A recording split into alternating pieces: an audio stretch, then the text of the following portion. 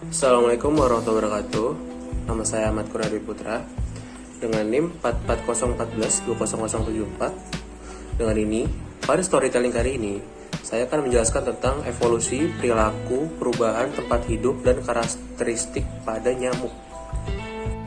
Penyakit demam berdarah dengue atau bisa disingkat DBD merupakan penyakit berbasis lingkungan, di mana penyakit ini ditularkan nyamuk Aedes aegypti dan banyak ditemukan saat musim hujan. Karena nyamuk akan meletakkan telurnya pada air. Perubahan iklim seperti hujan yang diselingi panas hingga beberapa hari membuat nyamuk Aedes aegypti leluasa berkembang biak karena nyamuk ini suka hidup pada daerah dengan kelembapan tinggi dan cuaca yang cukup hangat.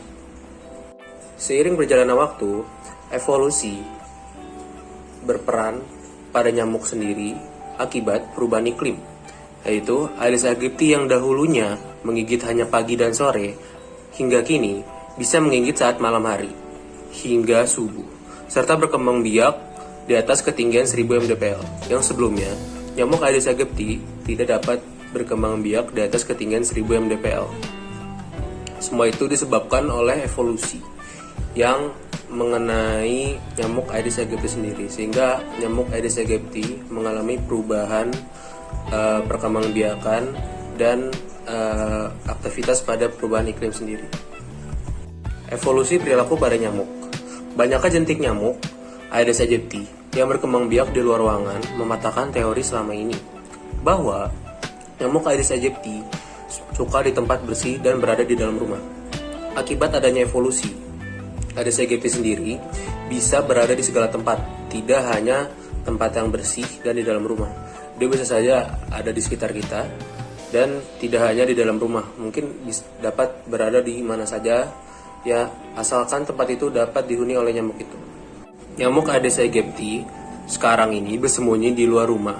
Hal itu disebabkan karena evolusi perilaku nyamuknya sendiri, sehingga nyamuk dapat bersembunyi di tempat-tempat yang tidak dilihat manusia, sehingga total perkembangbiakannya dapat meningkat pesat dan akan menyebabkan wabah penyakit.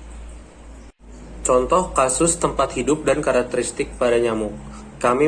Saya mengambil wilayah Kabupaten Sika pada Januari hingga Februari.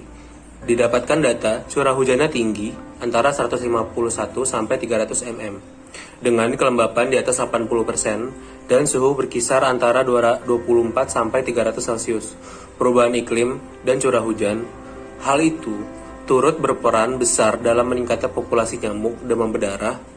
Nyamuk sangat peka terhadap cuaca dan iklim, sehingga perkembangbiakan nyamuk tidak dapat dihentikan. Perubahan cuaca dan iklim yang cocok untuk nyamuk menyebabkan nyamuk Aedes aegypti berkembang secara optimal pada suhu 25 hingga 300 Celcius. Kebetulan cuaca di Sika cukup hangat dan cocok, sehingga menyebabkan perkembangbiakan nyamuk yang tak terhingga. Hujan sehari, terus panas minimal 3 hari, bahkan seminggu, membuat nyamuk leluasa berkembang biak. Hujan tidak merata sehingga menyebabkan suhu meningkat. Sehingga dapat disimpulkan bahwa nyamuk DBD tidak bisa hidup di daerah ketinggian di atas 1000 mdpl. Tetapi akibat adanya evolusi, nyamuk dapat hidup di ketinggian di atas 1000 mdpl.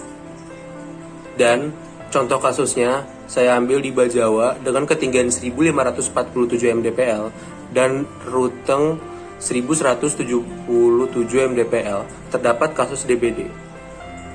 Narasumber, Acep, pernah melakukan survei entomologi tahun 2006 di Bajawa dan menemukan nyamuk Aedes aegypti melakukan kasus DBD tahun 2007.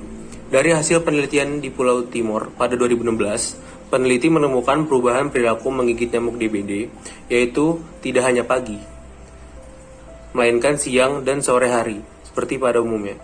Tetapi nyamuk ini dapat menggigit di sepanjang waktu, malam, subuh, menggigit sepanjang hari. Evolusi nyamuk semakin meresahkan.